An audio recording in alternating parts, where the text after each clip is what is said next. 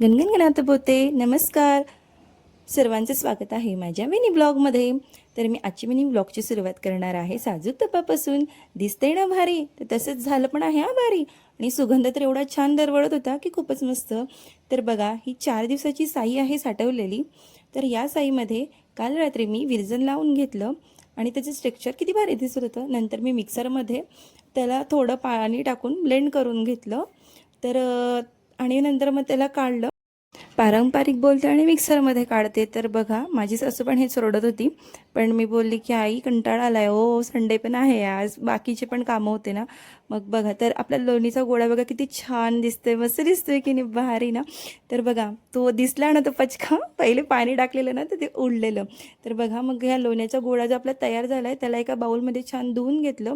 नंतर गॅस पेटवला, कढई ठेवली आणि आपला लोण्याचा छानसा असा गोळा की त्याच्यावर तो टाकला. तर बघा, आणि इतका छान वास दरवळत होता. तुम्हाला तर माहिती आहे छान म्हणजे कसा. अक्षरशः मुलं बोलायला लागली, मम्मी काय करतेस, तू सांग तरी आम्हाला काय करतेस, काय बनवतेस. त्यांना माहीतच नव्हतं हे, कारण की ते जेव्हा स्कूलला गेले ना तेव्हाच हे.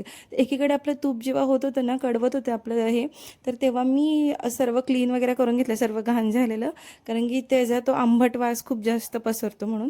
तर बघा, आपलं तूप किती छान दिसतंय ना, तेवढं छान दिसत होतं ना ते. म्हणजे असं वाटलं चला यार काहीतरी केलं आहे. नेहमी माझी सासू करते आणि ते ना रवीनी घोसडूनच करतात, तर मी यावेळेस मिक्सरनी केलं आणि ते झालं होतं उडून गेलं. तर आई बोलल्या त्याच्यामध्ये ना तुळशीचे पानं पण टाक. मी बोलली होती आई नको, त्या बोलल्या नाही. तर बघा, तूप किती छान निघलेलं आहे ना.